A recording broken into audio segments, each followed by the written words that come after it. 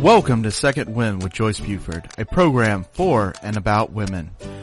Joyce Buford is a certified coach and motivational speaker who has a passion for helping women who need a second wind. She is the author of the Amazon bestseller, Effortless Happiness, How to Find Your Voice and Finally Ask for What You Really Want. She studied directly with her mentor, Jack Canfield, and is a fully certified coach in his program. Also, she has served as an assistant in his training programs. Through her study with many prestigious coaches and mentors, she has created a powerful program that has positively impacted thousands of people.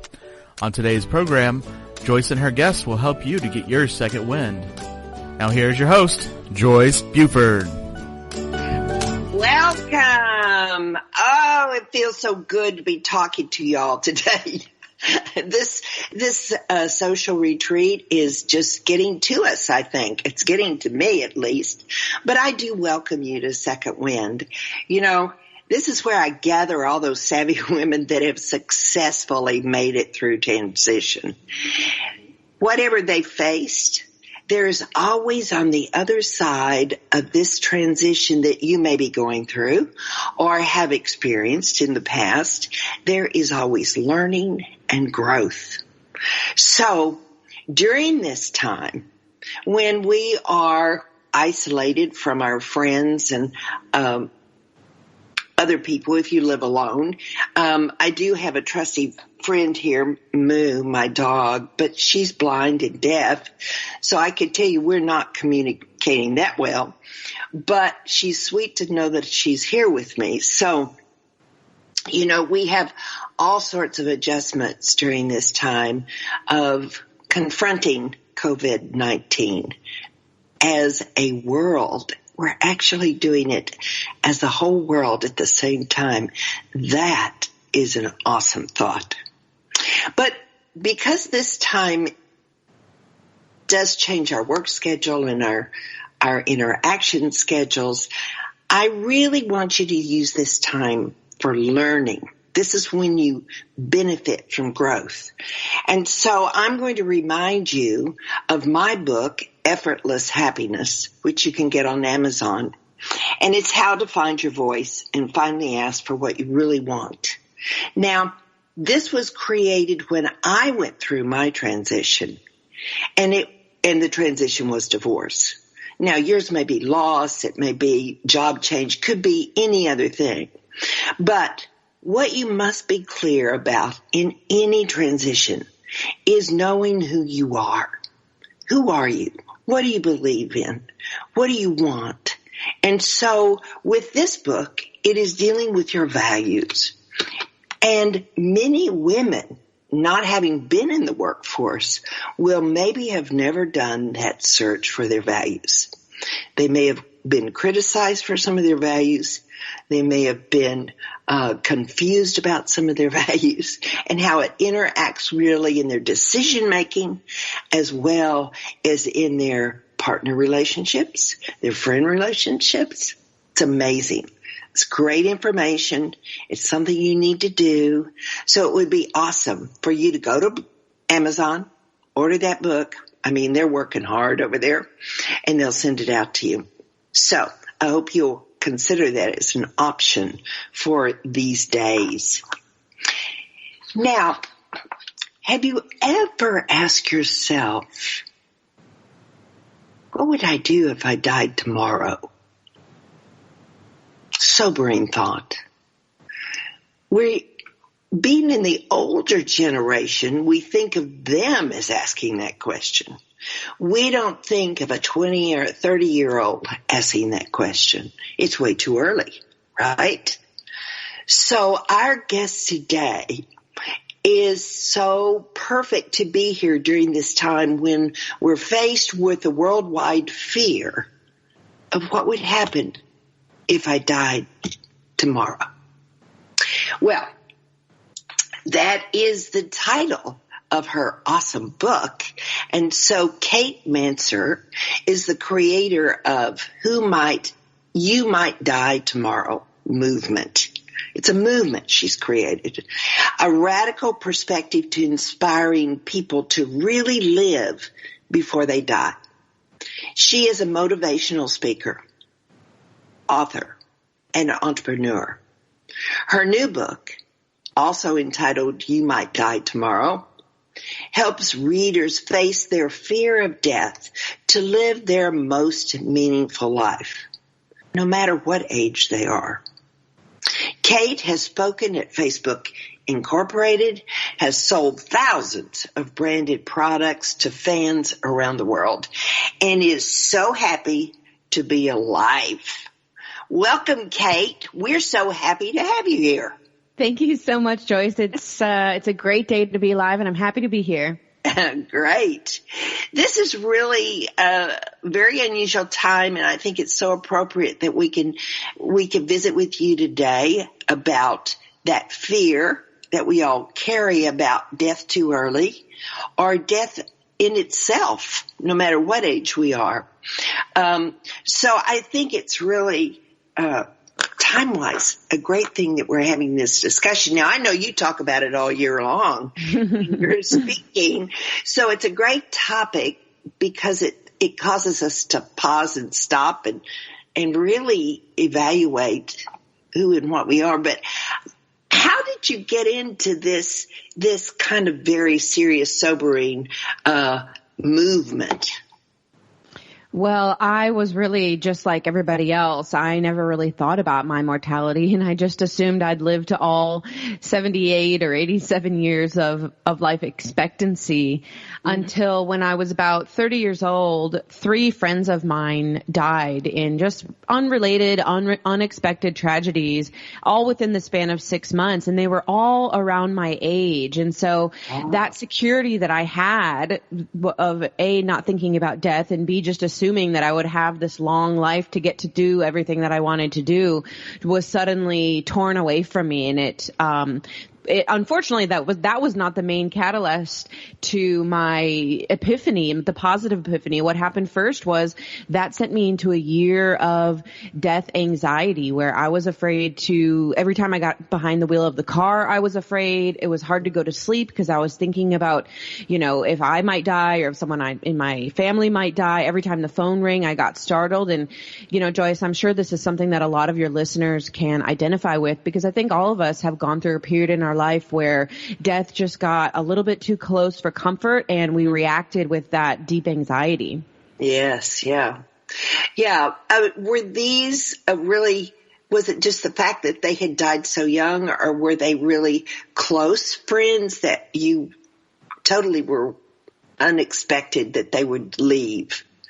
So the first one who died was my boss. I was working at Google, and he was 27 years old, this really vibrant guy, a triathlete, and he died on vacation. And the second person that died was my ex-husband's, we were married at the time, his cousin.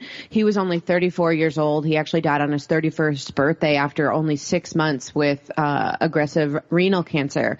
And then the third friend of mine was a friend of mine from college. We worked together in college. We went to school together, and we were neighbors. And she died literally just crossing the street. And so again, these people died on vacation, unexpected cancer, and literally just crossing the street. And so that's what caused me to just realize that death can be around any corner. And again, that first feeling that I had was not this vibrant desire to live. It was recoiling in fear. And Joyce, unexpectedly, what totally changed everything for me and what popped me out of that really deep anxiety was a fourth friend of mine died. His name was Dan Friedenberg, and he was climbing Mount Everest. He was up at the climbers base camp when the 2015 Nepal earthquake struck, and he was killed in an avalanche that was triggered at that time. Yeah.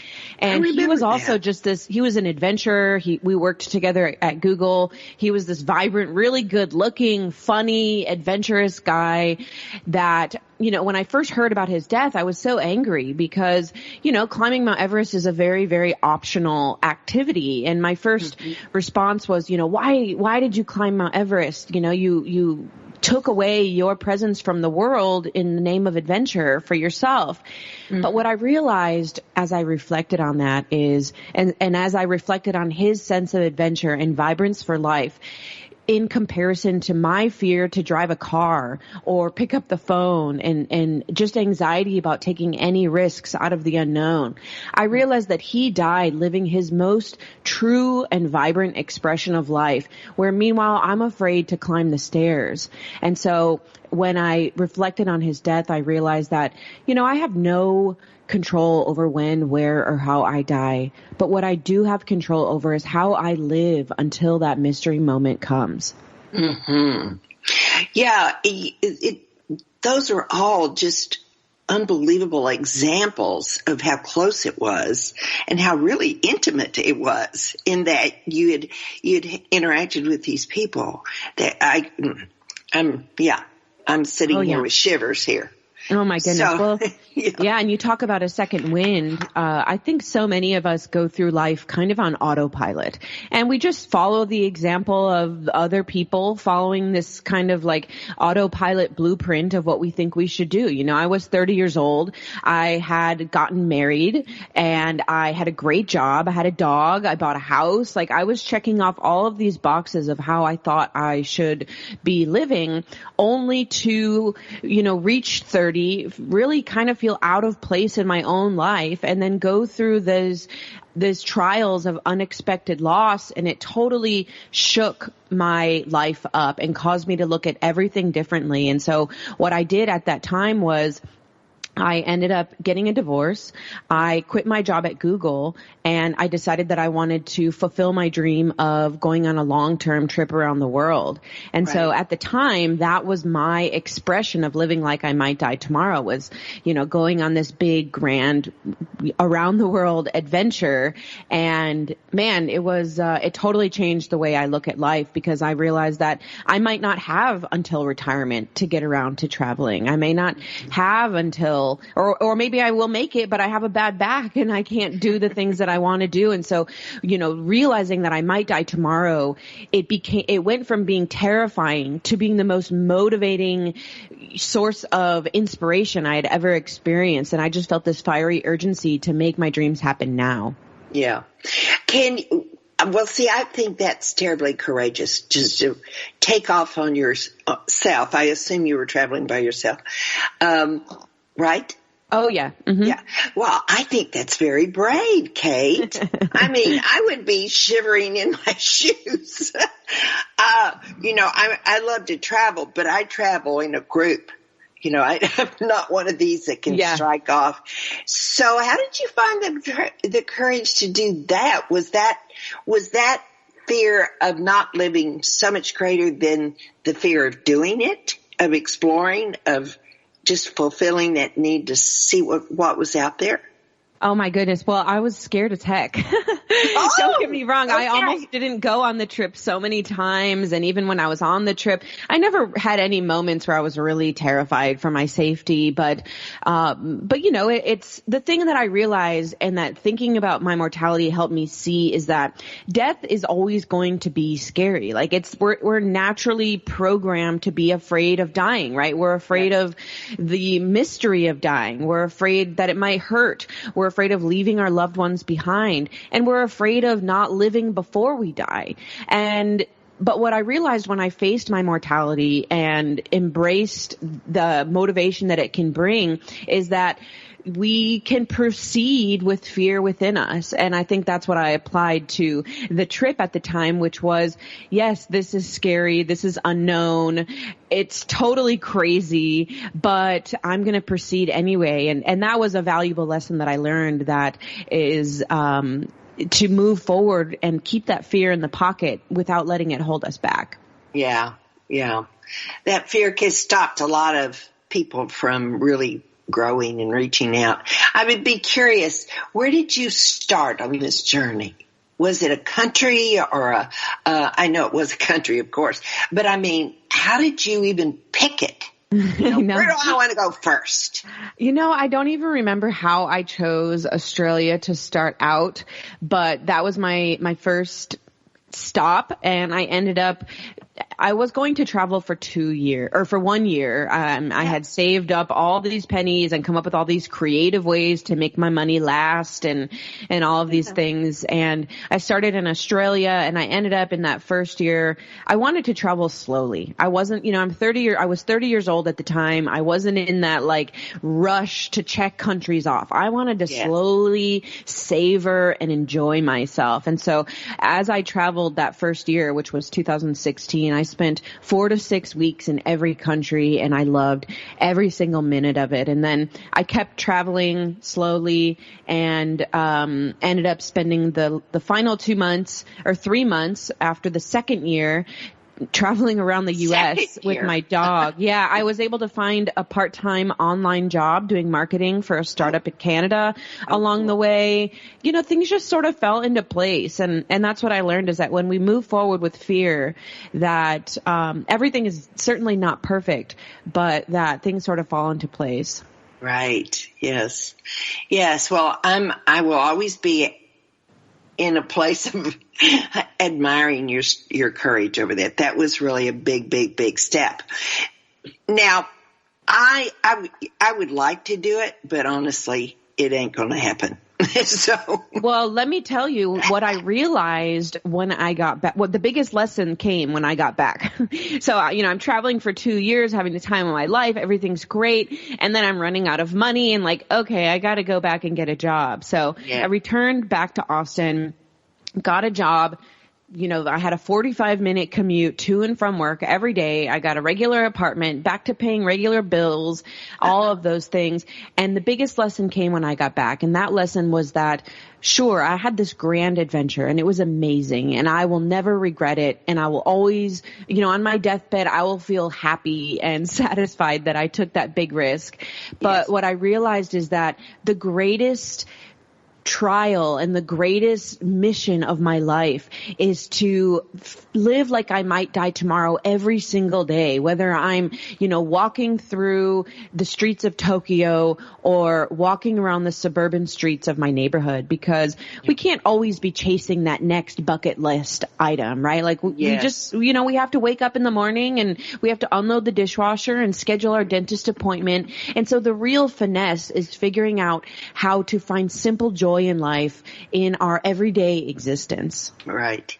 Now, when did you decide? Did the book come first, or did you decide on your mission? What was that moment that said, this is what I have to, this is why I'm here. This is why I have to do this. Oh, yeah.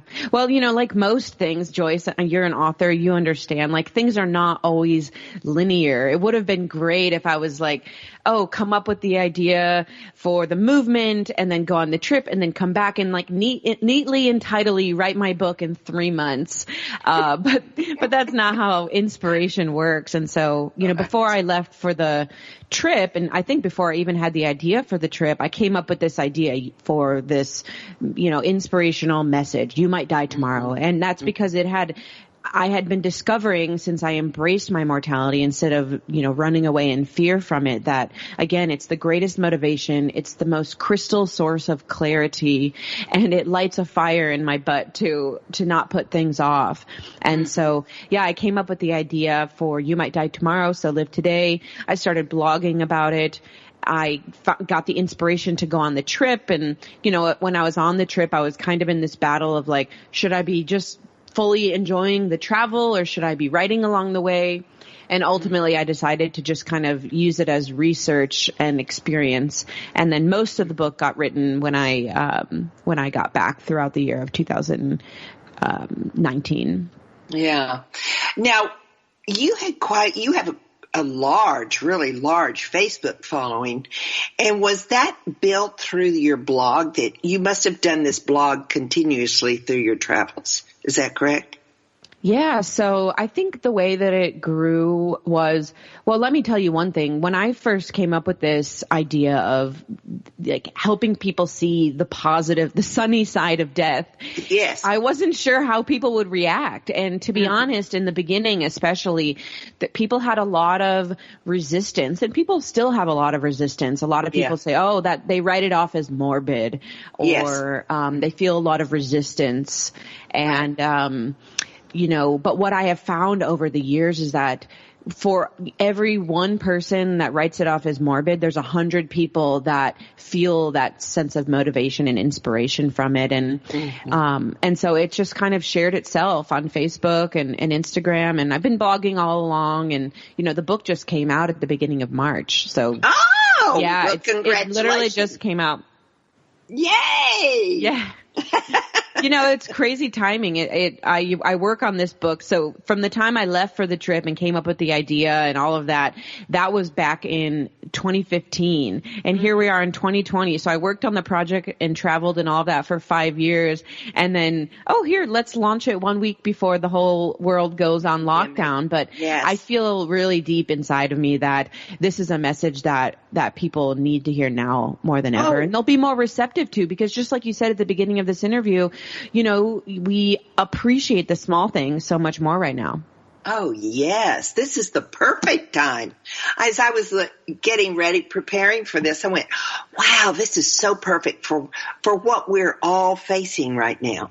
We are all facing that fear of death. We are.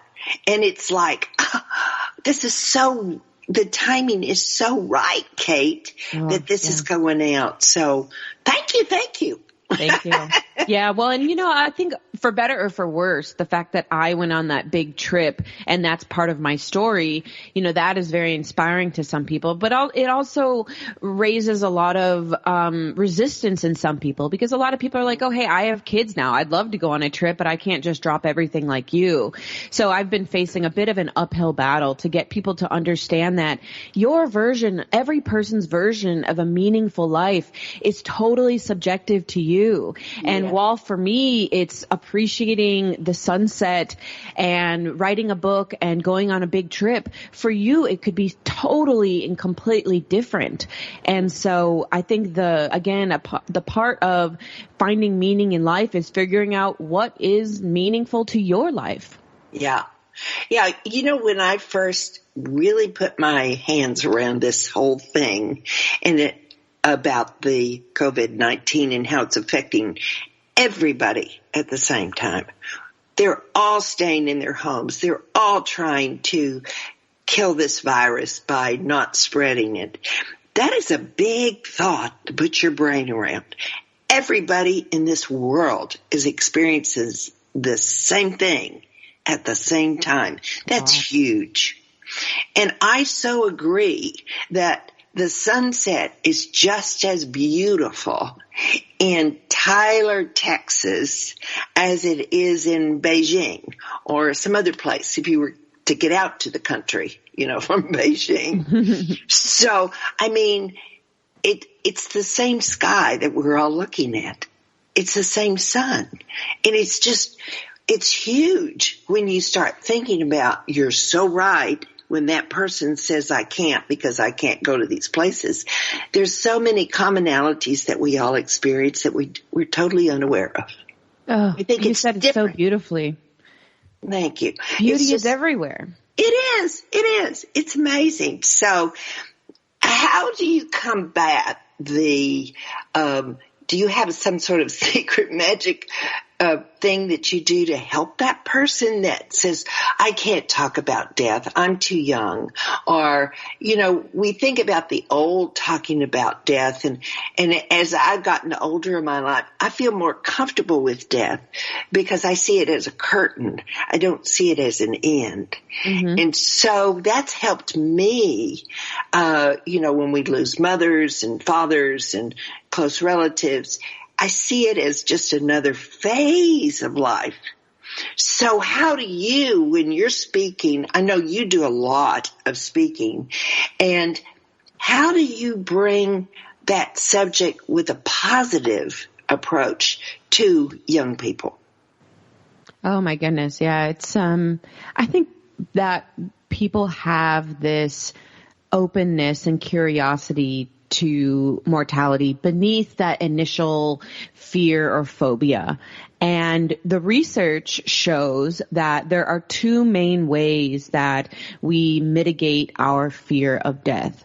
And one of the first way is to have a regular contemplation or meditation on the idea of our mortality, which is very common practice in many religions, Christianity, Buddhism, and on and on. And so it's kind of like exposure therapy, right? Like if you're afraid of heights, you're going to slowly ascend up a building a little bit more each day until you, eventually overcome your fear to a certain extent and can gingerly stand on that top floor. It's the same with death. If you gently open your mind to the idea and see a positive example of it, you can begin to embrace it. And then the second way that is psychologically proven to help mitigate the fear of death is to live a meaningful life. Because when we feel like we're doing good in the world, when we feel like we're living a life that we can be satisfied with, that fear of death simmers down. And so those are the two ways to A,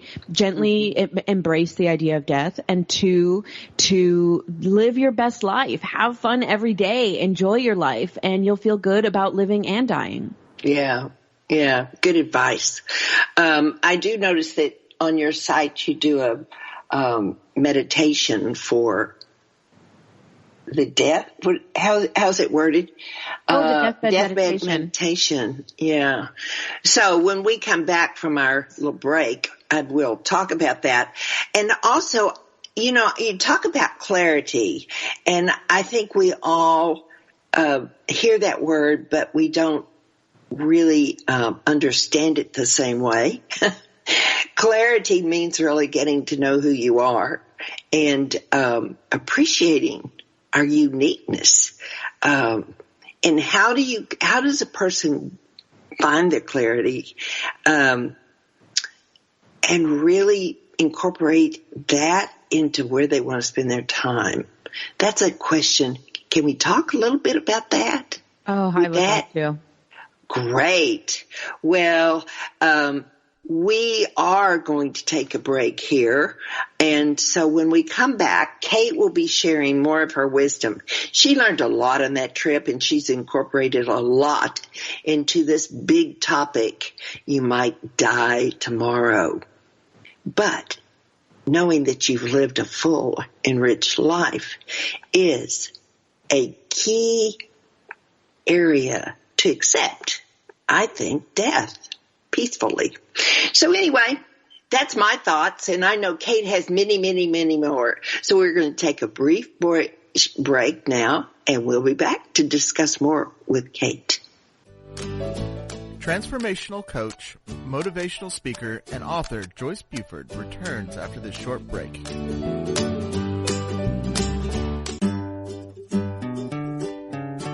Close your eyes and imagine living your life without limits. Where would you go? Who would you meet? What would you do? During an Uncover Your Hidden Genius session, you will discover what's keeping you from living your life with purpose, passion, and fulfillment of your potential. You'll get a clear vision of the steps you need to take to uncover your hidden genius so that you can live a life without limits. Sessions can be done over the phone, Skype, or in person. Find out more at www.joycebufordempowers.com or by calling 903-287-0747.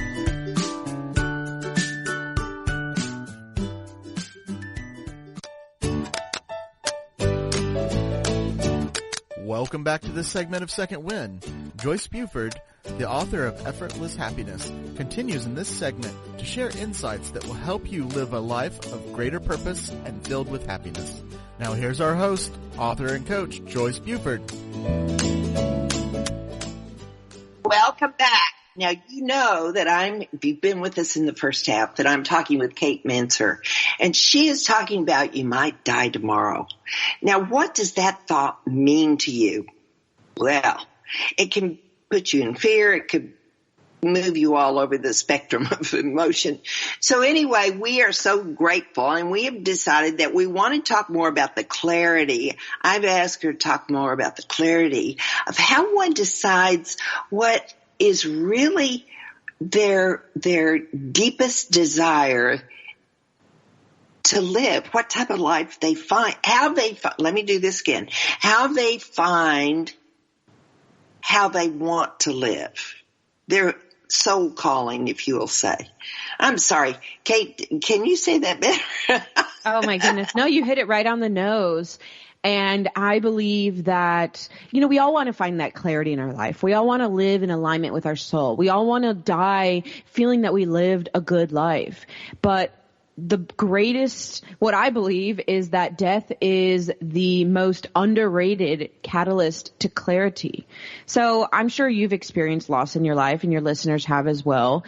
But, when someone dies, we suddenly see what's important to us. We say, hug the people that you love, go outside and enjoy nature. We suddenly see with clarity, what our priorities are and how simple and beautiful life is.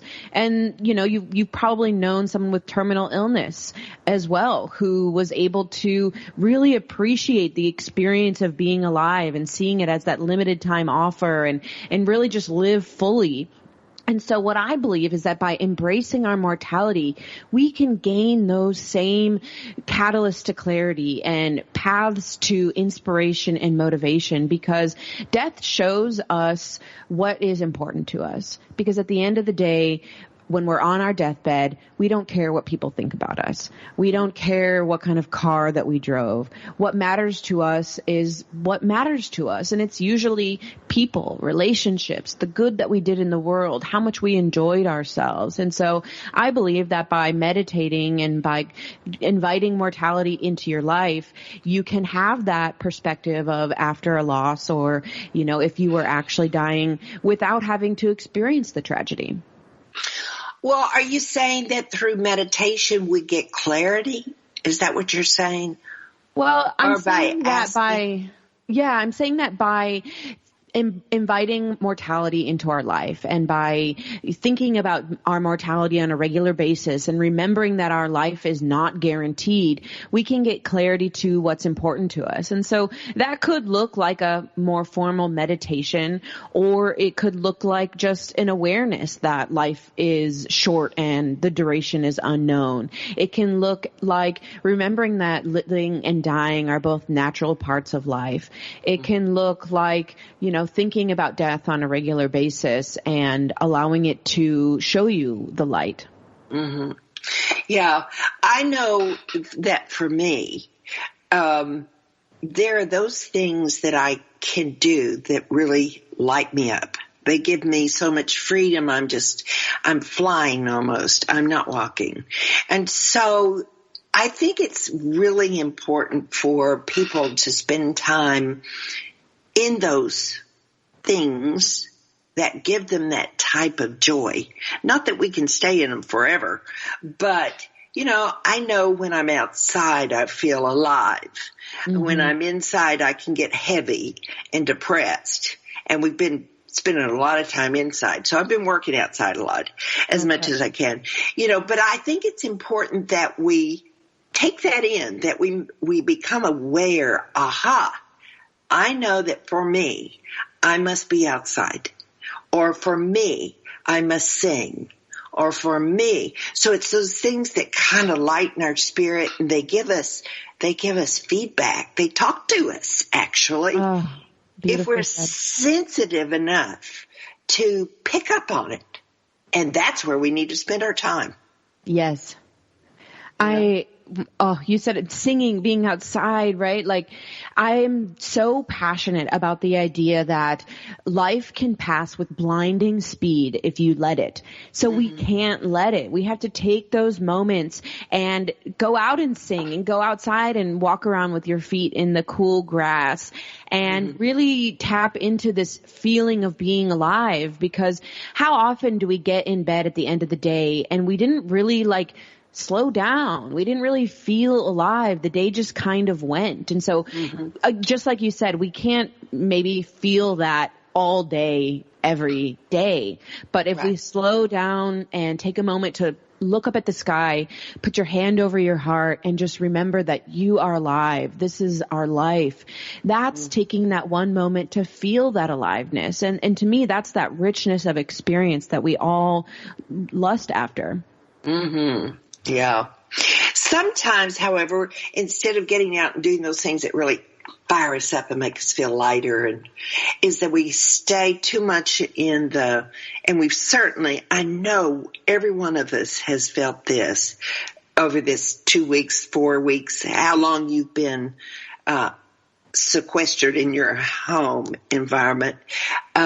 We kind of get apathetic. We kind of get heavy. And do you have ways of helping somebody break out of that? Do you have exercises or tools that they can use? Or is it? Yeah, it's so important because I don't know. I feel like routine is kind of this thing that we can just get wrapped into. And if we sit down too long, then it feels like we have to move a mountain to get outside when all we have to do is walk out the front door. Yes. And so, yeah, just like you, I'm trying to get outside as much as possible. I'm trying to, just yesterday, I finally got out in my car for a drive, and I had the windows down and the sun was shining, and just like you, I felt so free and I felt so alive. And, you're here in Texas. We've got some bluebonnets happening right now. And I was driving by a field of bluebonnets, and there were 2 adult cows and 1 baby cow literally frolicking through this field. And so I pulled my car over to the side of the road, and I just felt so grateful to see that experience. And so, those are the small moments that help us feel alive. And so the ways that I encourage all of us to cultivate that feeling of aliveness is to set a date for yourself every day, an appointment to go outside and be in nature, and just really let yourself be free. And also I think it's a mindset shift by thinking, oh, I'm on lockdown, I can't move, I have to stay in my house. That mindset just is dark and heavy. But if we can look at this as a gift to the world and a chance to live a totally different kind of life, and a chance to maybe do some of the things and that we've been wanting to do, even if we just read 2 pages of a book, but when we used to read 0, look at those as small wins and change the mindset to opportunity as opposed to, missing out, then that can help as well. Mm-hmm. Yeah. We're faced with, and you used to work at Google. I'm reminding them. So I think of you as being a techie person. So, makes no sense, Kate. I understand that. But we are so wrapped up in our technology, the things we have, TV, way too much TV. We have, iPhone, way too much iPhone. And so we almost need to literally promise ourselves, put those down, from 2 to 4. No electronics or something to help us get past that crutch that we've all learned to live on. I have friends that keep their TV on Fox all day long. And I'm not really a Fox fan, so, but I certainly don't leave that TV on. How do you have a practice or a routine, a way that we can help people actually minimize the fear that they might have about death? Oh, yes. So one of the things that we talked about a little bit earlier is the deathbed meditation. And one of the things, that accomplishes a lot of goals. It helps us gently expose ourselves to the idea of our mortality. It helps us see the beautiful clarity that it can bring to our lives. And so what the deathbed meditation is it's a guided meditation that I created that allows you to just in a very safe and calm meditative space do a visualization where you imagine yourself on your deathbed. And it can be the most ideal, beautiful deathbed you've ever thought of, the most comforting, beautiful place. And you imagine yourself there and you're looking back over your life. Just again, no judgment, no chastising yourself.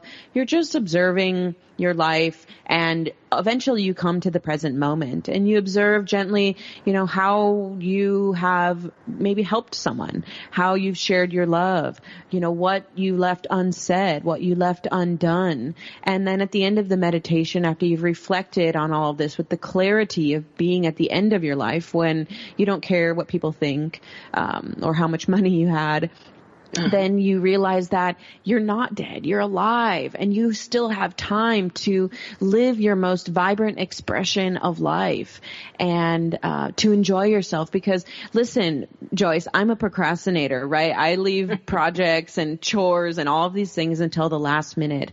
But living like you might die tomorrow puts a deadline on life that doesn't really allow for procrastination. We have to enjoy ourselves today. We have to spread love today. We have to go outside and walk in the grass barefoot today. And so that is one of the gifts that I love sharing with people, is that deathbed meditation to see clearly what is important to us.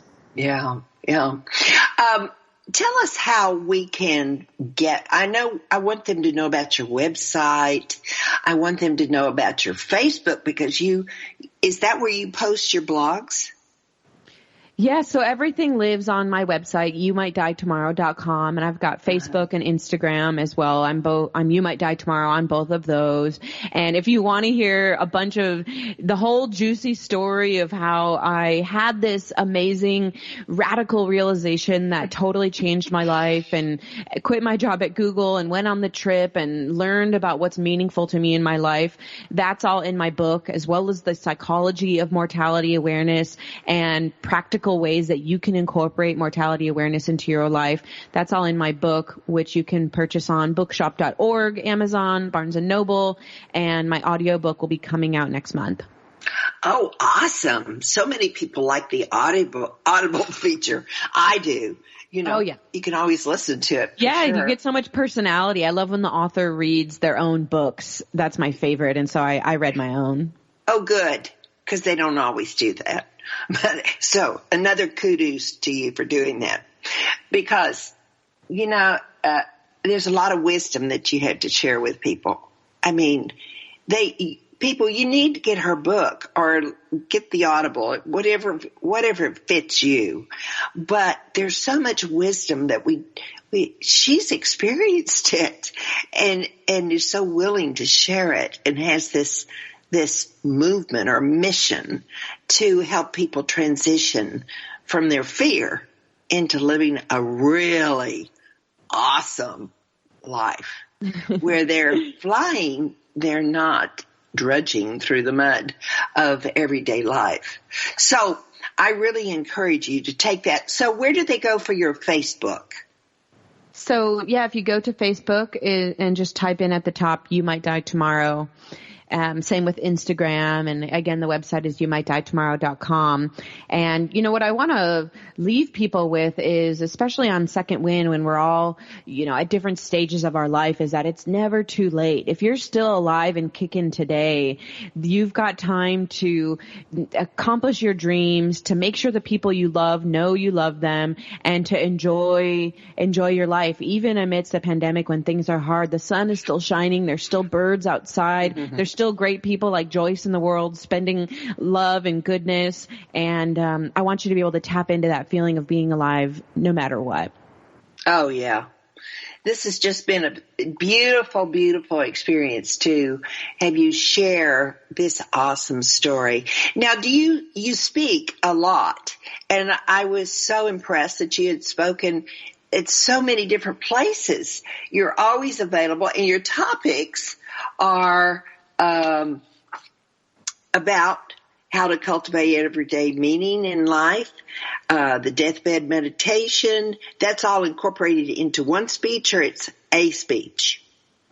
Oh, it totally depends on the audience. The audience, yeah. I was shocked when I got the call from Facebook last year, and Facebook specifically wanted me to come do the deathbed meditation for their employees. And, really? I had always thought that it was this thing that was kind of fringe, but after Facebook called me, I was like, this is something that everyone can be open to. And so, yeah, I love talking about how to cultivate meaning in life, how to cultivate meaning at work, regardless of what your job is.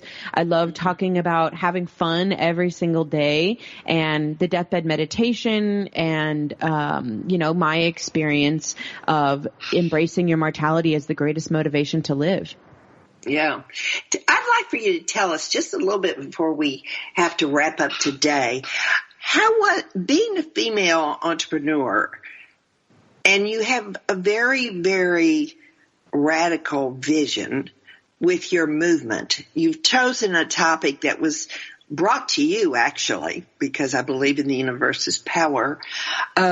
So how was it? How is it to continue the fight to support this idea and get it out there?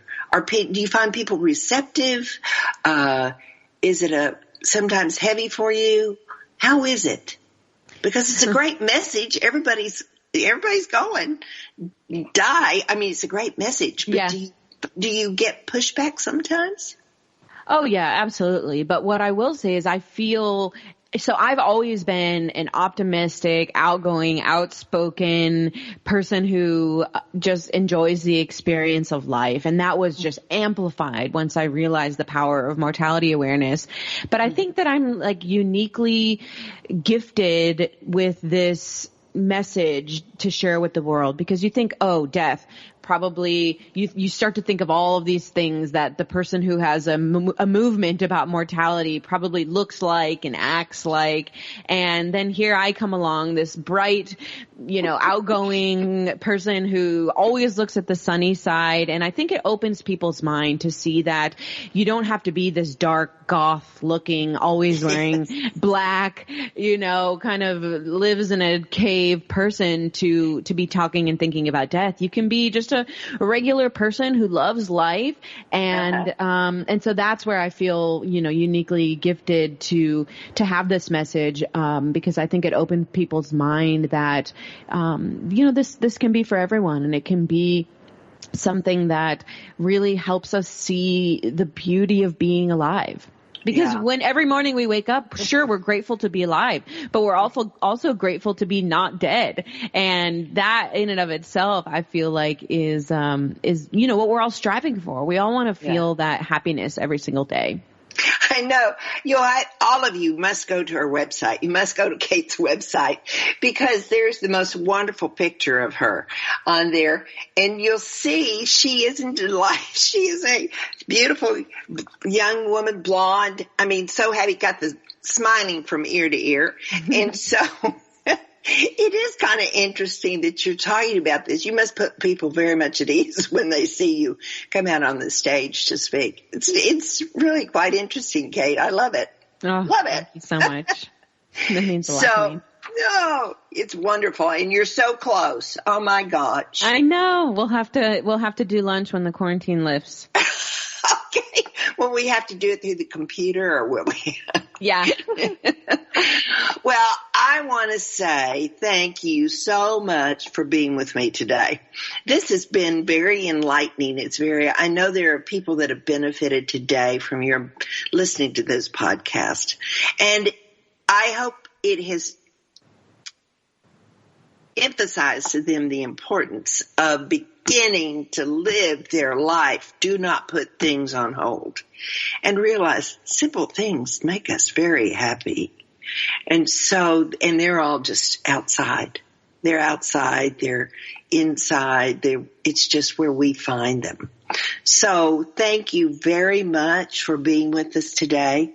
You can get her book on Amazon, Barnes & Noble, so many different ways that you can go get this book. And it will be a good read for you. Awesome. It can change your life. So thank you, Miss Kate. Oh, thank you so much, Joyce. And I hope that everyone listening just prioritizes enjoying our life, because it's short and sweet, and why not have a little fun while we're here? Yeah, absolutely. So what do you have on your plate today to have fun other than this podcast? Well, my birthday is on Thursday, and so I decided that even though I'm in quarantine, I've been like sort of lusting after this huge tulle skirt online for like a year, and the price just went down. So I bought myself this huge tulle skirt, and I'm going to do a self photo shoot commemorating my 35th birthday in this big, beautiful skirt that makes me really happy. That's awesome. See, she's already looking forward to that, putting that whole thing together. And there's some great sales. Yes, exactly. Yeah. Now I've got the skirt of my dreams, and I'm going to sit on my pink velvet chair and just show that I'm happy to be alive at 35, and regardless of a pandemic, just doing our very best. Absolutely. Well, thank you, my dear. I will, look forward to following you and getting you to Tyler, Texas to talk about your movement. Thank you, Joyce. Thank you. Yeah, thanks very much. All right, my dear friends, today has been a real treat. It's food for thought that we all need to be aware of. You know, what might it be like if this indeed was your last day? Tomorrow you would die. This is what you need to be aware of. And this is what life can be very, very promising about, is that death is not a dark thing, but merely passing through a curtain. But how can you make your time on the earth really, really awesome? I appreciate so much that you took the time to be with us today. I also ask you to share this podcast, because there are those that just didn't make it today, and they will gain so much by having this podcast, listening to it. So take the time, please, to go out and share with your friend. Send it to whoever, but talk it up, because I think it's really good information. So I thank you very much for being with us today, and I hope that this week you will plan something really, really fun to do. That's why we're here, to enjoy the day, and we can do it from our very homes. Pick something that you haven't done, like, let's see, we don't want to make it too heavy, so we don't want to, well, you could say organizing, but I find that a little heavy for me. But cleaning the closet is always a thing, but I like much more to be outside. I'll pull a weed any day before I clean the closet.